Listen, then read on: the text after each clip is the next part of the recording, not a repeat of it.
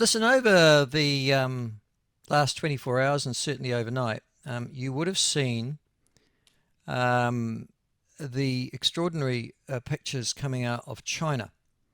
In fact, it's leading many the conference there, ostensibly the 80th anniversary of China winning the Second World War. Yes, I know, I know, I know, I know, I know. But a whole series of China's of luminaries, and one might argue those seeking to, I guess, challenge the Western order of things, have got together, including Russian President Vladimir Putin, and obviously the North Korean President Kim Jong-un, and a whole series of folk who, well, to be perfectly honest with you, it wouldn't be known necessarily as Democrats. It's true, Indian Prime Minister Narendra Modi's there, but then if I was bordering China just quietly with all their extraordinary military and economic might, I'd be going there too, just to make sure, because as I said yesterday, there's a spotty history between those two, and India's never come out of it well, going back to the 60s, for God's sake. Anyhow, 62 was it? Oh, China invaded them? Anyhow, I can't remember. Sometime around then, and I was far too young to remember it. I must have read it somewhere. But there, amongst all the luminaries shaking hands, were the ex-Prime Ministers of New Zealand, Helen Clark and, as we know, John Key. And you would have heard me opine on this issue yesterday. There's a similar debate, have to say, happening in Australia right now. The Sydney Morning Herald's gone absolutely troppo about the attendance of ex-Australian politicians at this particular gathering, husbanded by the Chinese government, and essentially arguing that they're selling out the West by their attendance. The fact that neither Prime Minister Albanese, despite I understand having received an invite, or the New Zealand Prime Minister not there, is illustrative of the fact that New Zealand wants to keep its distance from that sort of gathering and those sorts of people. And yet there is now the suggestion that Helen Clark, and there's a good debate happening amongst academics in this country as to whether or not Clark and Key are selling us down the country, selling us down the river, sorry, or in actual fact involved in soft diplomacy. In other words, this sort of slightly schizophrenic position that New Zealand has to be vis-a-vis China because, well, they are the largest source of our imports and exports. They make, to a large extent, our economy work. Well, joining us to give us what could only be described as an informed opinion on this, somebody who would have had to deal with this, who was actually under John Key, the senior diplomat, if you like, and has a significant background, and we've had him on the show before, always erudite. We're joined by Tim Groser, and he joins us now. Tim, thanks very much for joining us. Lovely to have you on the show again. Good morning, Michael. I thought we were talking about climate change and the withdrawal from the Paris Agreement, but if you want to comment on this, I'm very happy to do that. Actually, I do, yes, and then we will move on to the Paris Agreement. But I just wanted to get, just because it's so current and it's leading the world. I wasn't actually aware that John Key and Helen Clark were there, but assuming that is correct, I'm very pleased. Looking at the photos, in actual fact, at the moment, Tim. There they are. Okay. Yep. So I'm very pleased they were there. I mean, my view is we are facing unparalleled difficulties. And I know it sounds, the obvious thing to say that every year so you can make this statement. But quite honestly, what is going on now internationally with Trump tearing up the international trading system, withdrawing from agreement after agreement, including the Paris Agreement, we have got to remain in contact with all parties and juggle our way through this. And I don't think we want to be forced into taking sides. So I'm very pleased that we're there. Well, wait on. If that's the case, then why isn't the Prime Minister or Winston Peters there? Because there was clearly an invitation, or for that matter, the Australian leadership as well. Because I think there is a very important difference between former Prime Ministers and current Prime Ministers in terms of the political positioning. So I think it's absolutely the right balancing act to have two former centre-left, centre-right leaders there to represent New Zealand informally, but not to speak on behalf of the New Zealand government. And there's no way that the current Australian Prime Minister or the current New Zealand Prime Minister could adopt that position. And therefore, there would be a closer association with some pretty ridiculous things that have come out of that summit, by the way. Okay, well, can you just very quickly tell me then, if it's okay for John Key and Helen Clark to go, but it's not okay for Winston Peters or Christopher Luxon to go, why? What's the rationale, please? Well, because they can put distance between being very senior people to put New Zealand into that picture and the actual formal position of the New Zealand government. A sitting leader cannot do that. That's impossible. All right, so you want to distance yourself from China, but you don't want. Yeah, I know it's a diplomatic maneuver, but it's one of the things that makes diplomatics look stupid, quite frankly, Tim, because in this particular case, Helen Clark says, well, I paid for my ticket myself. And I thought that's interesting. The Ministry of Foreign Affairs and Trade didn't. So I presume John Key must have done the same, did he? Do you think? I presume so. I'm sure he's got the means to do it himself. Oh, yes, he certainly has. There's no question about that.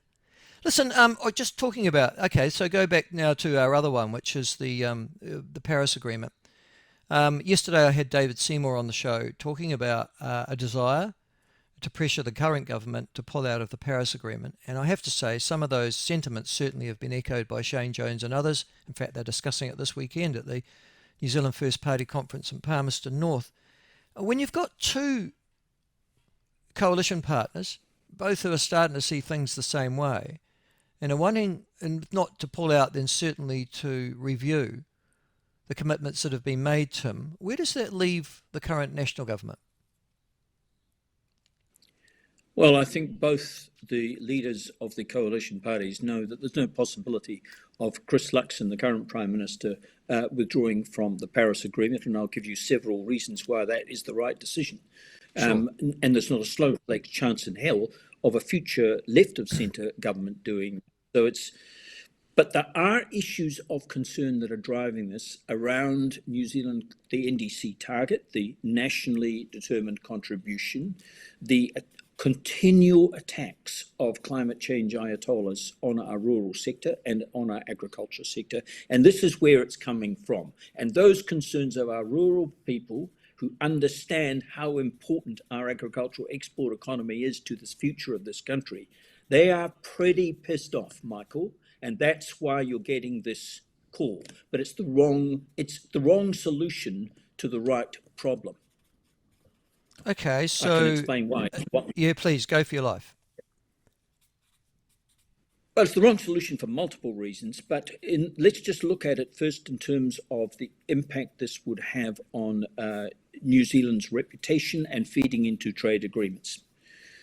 This is particularly important right now as Trump is going around destroying the fabric of the 75-year-old international rules-based system, which means that the network of FTAs that we've developed over the last 40 to 50 years with strong bipartisan support has become even more important than ever. I call it New Zealand's insurance policy. This is not the time to start putting our insurance policy into an open fire. So if you look at, for example, two of the most recent and very important FTAs that we've negotiated, the one with the EU and the one with the UK, there are explicit linkages with the Paris Agreement. I mean, I don't want to bore you, but I could read out the exact language. I've got it in front of me, Article 19.6, that requires effective implementation of the Paris Agreement. So these agreements were deeply unpopular with their rural communities because they saw New Zealand as a threat in Europe and in the UK. The farming lobbies of the UK were completely opposed to this agreement. And if we would be nuts to give them an excuse to walk away from those agreements, particularly in the current deeply disturbed environment of international trade. Can I ask a question of you? Because I've looked at that, both of those two FTAs. I'm sure you've looked at it in great detail as well. I'm struggling, Tim, on the basis of what they're worth. I mean, I've seen the claims, the rhetoric, but I'm looking at the things that are excluded from them. which is, well, frankly, the things that count and that we get the most money from. And I'm thinking, are they really all that important? Could you give me some clarity on that, please? This is to do with the European There's, Union and the UK FTAs. they're extremely important. The the big shift is with the UK agreement, in my view, but because with respect to the EU, it was built on the platform of the concessions the European Union made to New Zealand. I was our chief negotiator as an official, and I negotiated those agreements personally on sheep meat and on dairy products that ended this continual war against New Zealand that no New Zealanders of the current generation remember. Every 3 years, we had to go and beg on our knees for the right to trade with the I remember EU. that. So those Yep. form the basis of the agreement, and they are refreshed with this agreement. But there are also some useful additions. For example, in seafood and horticulture, basically all the tariffs are gone within a few years from now. With respect to the UK, it's a very different framework there. I am convinced that the UK New Zealand FTA is of immense long term importance to New Zealand for the very simple reason that our whole economy was set up as an offshore farm for Britain. In 1950, 90% of our total exports went to the UK. Today, I think the figure is about just under 3%. And what it will do when it comes phased in over a period of, I think it's 12 years, is will give us an alternative if, for example, China went south. I mean, we're selling more to China these days than we could sell to Europe, but these agreements give us an insurance policy. So I think they're extremely important. Okay, but here's the juxtaposition that I'm thinking. On the one hand, New Zealand trade officials wrote those Paris agreements in, presumably to meet Mm-hmm. the opposition of the farm lobbies, as you say, of Europe and the UK, because you're right, they feel threatened by us. They always have. We go back to the 60s, and you have been around as long as I have, but you've in actual fact been intimately involved. Okay, that's fine. But on the other hand, those commitments under the FTA, particularly with the Europeans and the UK, are now causing problems on the farms and amongst our agricultural lobby, the prime, if you like, supporters politically anyhow of the current government. Can you in your introductory remarks, you talked about the climate change ayatollahs causing problems amongst the New Zealand agricultural sector. Can you please join the dots for me? You've signed that, you've Sure. agreed to that, So but you're now saying the translation's gone wrong somewhere, has it? absolutely. So let me try and step back up the truck here.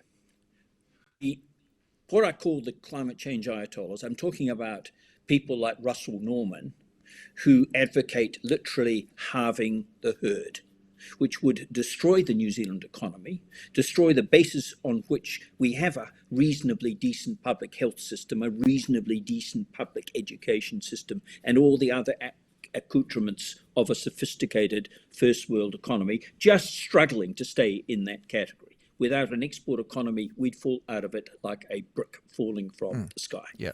So we know that 50% of our emissions come from agriculture emissions. And the climate change extremists think that, oh, well, we should just cut our emissions by cutting agricultural production. Well, what this would do, Michael, would be to increase global emissions because New Zealand exports about 90 to 95% of our principal export commodities in meat and dairy. We are, by all FAO independent international standards, the single most carbon efficient agricultural producing country in the world. If you cut emissions, you would substitute, because the demand would still be there, very carbon efficient New Zealand exports for less carbon efficient production from other less carbon efficient countries. That would increase by some fractional amount global emissions. And I think you have to have a very special type of mind, Michael, to advocate domestic climate change policies that increase global emissions. I understand what you're saying. That's the substitution argument. I get Yes. that. But on the other hand, New Zealand has signed up to reducing carbon emissions by, it was going to be 2030, now up to 2035. And it's got sort of a more series of Pushed out. legislation which is imposing significant costs as well. is there, do you think that David Seymour's making the point accurately when he said, well, it's these agreements that are going to cause New Zealand to actually lose the kind of agricultural production you're talking about and have to reduce or be penalised by paying billions of dollars overseas for carbon credits? It's not the Paris Agreement.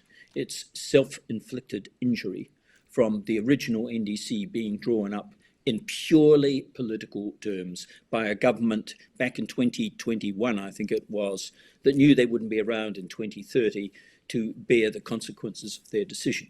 Having said that, it's very important for New Zealand to continue with the trajectory of tackling climate change, continuing to make improvements in our climate change profile. And there's no problem in doing this at a more reasonable pace if common sense prevails. The NDC itself, this 50% target by 2030, we're not going to meet that. Everybody who knows what the data says understands that. I don't know how far short we'll fall of it. I hope probably not too far short, but we'll fall short for sure. But that's not a problem for New Zealand remaining in the Paris Agreement because of that, because the NDC, the nationally determined contribution, is not legally binding. It is a target. It's just a target. And we're going to fall short. Hopefully not by far, but we're going to fall short. Well, So can I ask the there's no question, need is to the withdraw NDC from part of the FTAs? No, no, absolutely not. It's been, Okay. I mean, I know the guys who negotiated the text. These are professional negotiators. They're not that stupid. No, it just talks about, I don't it know. just talks, well, no, Fair I enough. can assure you they're not that stupid. No, all right. Okay, so They're just to clarify that, the NDC targets, the climate change legislation and the targets we've set up, as you say, by the previous government, are not part of our commitments to the EU correct, and the UK under the free trade agreements. correct, Yeah. correct. Okay. All the Right. text says, and I've got it right in front of me, each party shall implement the UNFCCC, that's the parent agreement going back to 1992, and the Paris Agreement. It doesn't say a damn thing about How you do it. New Zealand's current NDC. It's a Right. So, target. We're going to fall a bit short, but we'll carry on. will that be used against us? Just the fact that we will be No, falling short? oh, there'll be some, we wish, put on my upper class English accent, we wish you chaps would make a little better effort next time. And we will say, absolutely, we intend to. Okay, and then you'll use the same arguments. All right, Tim, listen, always nice to get your viewpoint. Lovely to talk to you again. Hope to talk to you again very shortly. Have a great day. Thanks, mate. See you. Okay, Tim Groser, former Minister of Trade, former top diplomat in actual fact, negotiated, as you know, many of these particular agreements. His take on both the call of David Seymour, the ACT Party leader, to withdraw New Zealand from the Paris Agreement, and also, yes, the delicate balancing act that the New Zealand government plays vis-a-vis China.